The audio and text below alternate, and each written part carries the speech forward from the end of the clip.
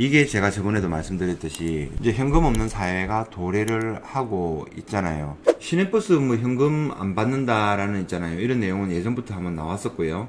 스타벅스도 현금 안 받는다고 해가지고 얘기가 나왔고요. 이마트에서 그 일부 지점에서 현금을 받지를 않는데요. 예. 그러니까 현금 없는 사회가 지금 성큼성큼 다가오고 있습니다. 현금으로 이제 거래하는 이 마지막 업종이 거의 이제 여기 지금 보면은 금 시장들 있잖아요. 금을 조금 싸게 사기 위해서 금 자체가 워낙 고가니까 부가가치세 10%를 안 받고 거래를 하는 이제 금은빵들이라든지 이런 게 지금 남아있을 거고요. 그러면 아까 뉴스 나온 것처럼 이제 캐디피 팁 받는 거 있죠. 예.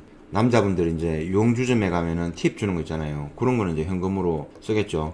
근데 그런 거는 뭐 소액 현금이죠. 그 캐디 팁을 준다 해도 뭐 10만원 정도만 줘도 많이 주는 거잖아요. 금은 이제 굉장히 크죠, 단위가. 매덕 몇십억 이런 식으로 되니까 이제 마지막 남은 현금을 사용하는 그런 업종이 되지 않을까 하는 생각을 해봅니다. 그런데 이제 일부 금은빵들은 현금 유도를 많이 하고 움직이는데, 현금 유도하는 거는 관행들도 그렇고 구매자하고 판매자하고 이런 서로 욕구가 상호 이제 맞는 거죠. 맞아 떨어져서 이제 그런 게 아직까지 안 없어지고 있는데, 이제부터는 뭐 CBDC 디지털 화폐가 나오기 시작을 하고, 그 다음에 점차 현금 없는 사회가 진행이 이제 급속도로 되면은 아마 그게 없어질 거예요. 근데 여기서 이제 뭔가 그 돌파구를 찾고 대안을 마련하는 사람들은 살아남을 거고, 그렇지 않으면 또 일대 변화가 엄청나게 오는 겁니다. 제가 볼 때는 작은 단위의 이제 그 금은빵들은 아마 문을 닫을 가능성이 굉장히 커져요.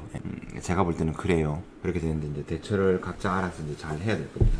유튜브라는 게 뭐 나온 지 몇 년 됐나요? 여기에 이제 적응을 못했으면 저도 지금처럼 여러분들하고 소통하고 이렇게는 안 됐을 거 아니에요. 금이 일단 대세는 맞아요. 근데 CBDC는 금도 제재 들어가는 거 맞습니다. 시간 조금 있겠지만.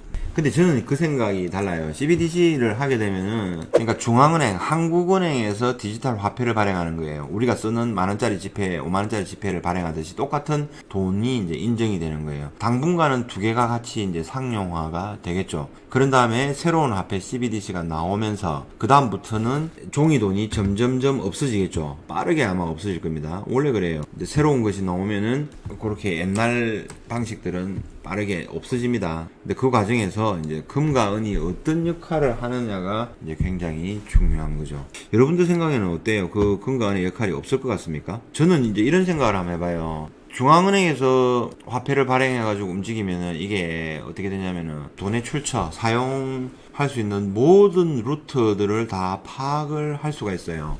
이제 한 개인이 어디 가서 이 돈을 얼마를 썼는지를 다 파악을 할 수가 있어요. 그리고 CCTV도 워낙 다 곳곳에 잘 돼 있기 때문에 어디서 이 사람이 뭘 하고 있는지를 다 알 수가 있는 거예요. 이제 빅브라더 사회라고 그러는데, 감시 통제 사회가 되는 게 맞거든요. 이제 그거를 우리가 거부를 하고 안 했으면 좋겠습니다만은, 지금 흘러가는 걸 보면은 우리 개개인이 아무리 모여서 뭘 한다고 하더라도 그걸 막을 수는 없어요. 중국 같이 15억, 14억이 사는 인구, 그런 나라에서도 지금 이제 막지를 못하잖아요. 이제 한국도 마찬가지죠. 예. 그나마 이런 거는 이제 범죄 예방에 좋은 게, 요즘에는 뭐 금은방을 트는 사람들이 이제 나쁜 사람들이 나와요. 근데 이게 곧 잡혀요. 바로 하루 이내, 이틀 이내 바로 잡혀버리더라고요. 곳곳에 CCTV가 있으니까 조회해가지고 순차적으로 들어가 버리면 이건 잡히는 거예요. CBDC를 하면은 이제 인플레이션이 굉장히 이제 올 수가 있어요. 화폐 개혁을 하게 되면은 새로운 화폐 단위가, 새로운 화폐가 이제 나와버리니까.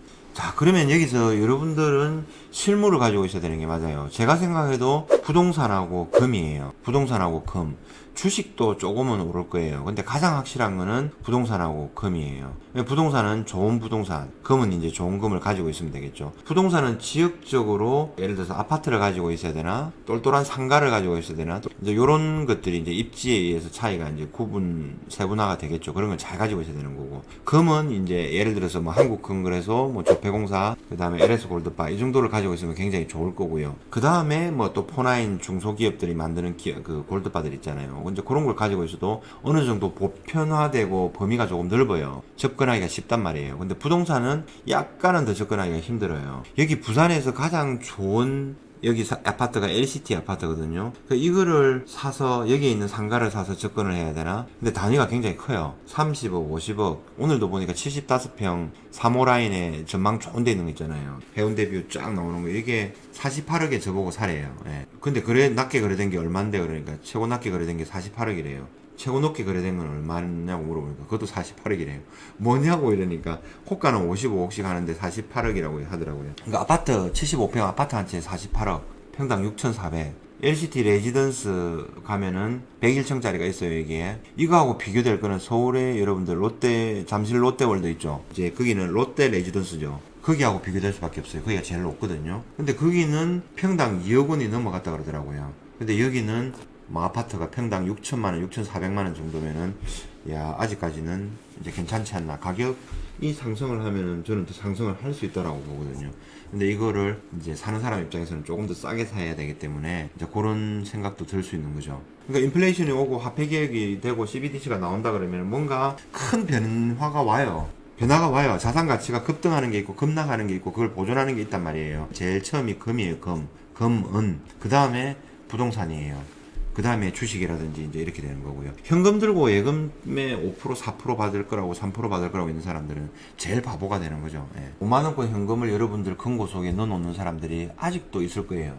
근데 점점점 이제 현금을 사용할 수 있는 공간들이 줄어요.